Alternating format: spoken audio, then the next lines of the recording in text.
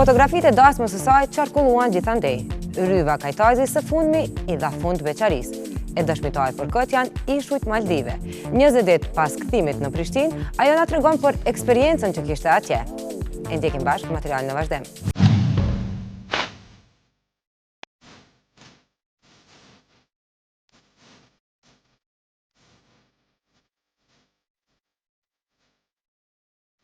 Gushti ishte data kur Ryva Kajtazi e futi unazën në gjesht për të bërë zyrtarisht e martuar.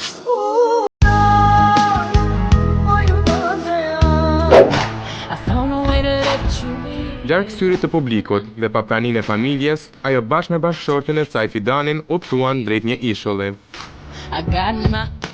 Dashuria e tyre u kurorëzua me martesë në Maldive dhe një ditë më pas fotografitë nga dasma pushtuan media në roz. E gjithë kjo histori ishte larg syrit të publikut deri në momentin kur çifti publikoi fotografitë, madje as ajo vetë nuk ishte qenë në dijeni. Surprizën e kom marrë prej Fidanit edhe gjithçka ka ndodhur brenda 3 ditëve. Për 3 ditë ju mundu me bogati, me bogati fustanin e bardhë, qysh po mu dokt. Edhe gjithçka ndodhi brenda 3 ditëve, do të thonë u bëm gati, shkum atje, ceremonia ka ndodhur atje.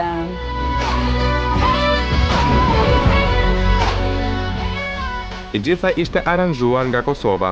Përpos biletave për udhëtimin e gjatë, ata kishin kërkuar edhe pakon martesore. Zakonisht atje bëhen si lloj ceremonish, shkojnë çifte, edhe hulumtun pak në internet çush i bojnë ceremonijat, në çfarë forme, çush duhet me apliku për ceremoni. Ishte përpas aranzhmanit ishte pako speciale e ceremonisë së martesës, kështu që i zgjedha ato që ishin thelbësore dhe më interesante për mua, ajo kurora me lule gjalla, darka, shampanja, fotografi ka ardhur ditën me neve kemi bë photoshooting.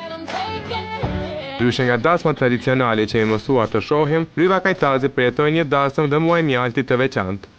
Pam shumë sene tjera me një ishull tjetër që na ram një vizitu faktikisht 2 ishuj, edhe me ditë si funksionojnë gjanat atje edhe qa ka dhe qa s'ka dhe gjithçka. Pas një jave qëndrim në ishujt Maldive, Ryva dhe Fidani u kthye në Kosovë për të vazhduar atë që kishin nisur atje. Me të kthye në Prishtinë, çifti organizoi një darkë familjare. Ishim vetëm 2 familje të ngushta, gjithçka shkoi mirë, kalum një natë të veçantë. U kanë qenë urime të pafund, urime dhe shumë sene të mira më na ndodhur në jetë. Mandej kanë qenë fjalë wow, çush e ka marrë vesh këtë një Kosovë që një martu. Ryva Kajtazi është këngëtare e cila këndon edhe në dasma, madje ka parë aq shumë nuse në këto ahengje, saqë shpeshherë edhe e ka imagjinuar veten në pozitën e tyre në dasmat shqiptare. Unë kam insistuar disa herë me pas me martesën tonë me kurorëzu me një dasmë tradicionale. Edhe kemi diskutuar shpesh.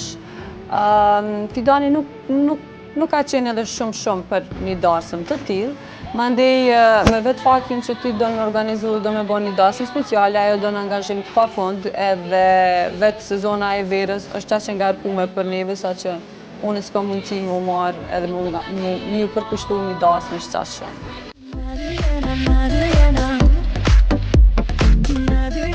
Pas të gjitha obligimeve martesore, ajo ju rikthye sërish punës. Para pak ditë publikoi klipin Na dy jena. Kënga është punu prej Zapin Chris. Teksti s'ka të bëj me jetën private thjesht. Është një tekst cilën e ka realizuar një bashkëpunëtore Zapit dhe Chrisit. Më ka pëlqyer si tekst, më ka pëlqyer si këngë. Është diçka moderne, verore, e mirë. Ryva tash një kohë ka lokalin e saj me fustana nusërie. Shumë obligime, por që këngëtarja Kajtazi arrin t'i menaxhoj mirë. Provova veten edhe këtë fushë. Është diçka që mu po më bën mundi mirë. Po, si me thonë, po kaloj një pjesë të kohës këto, edhe po më pëlqen puna cilën kom fillu me bë, si një hobi tjetër. E shumë shpejt do të filloj të punoj një tjetër këngë për festat e fundvitit. A disa kohësh këngëtarja kthehet me një baladë.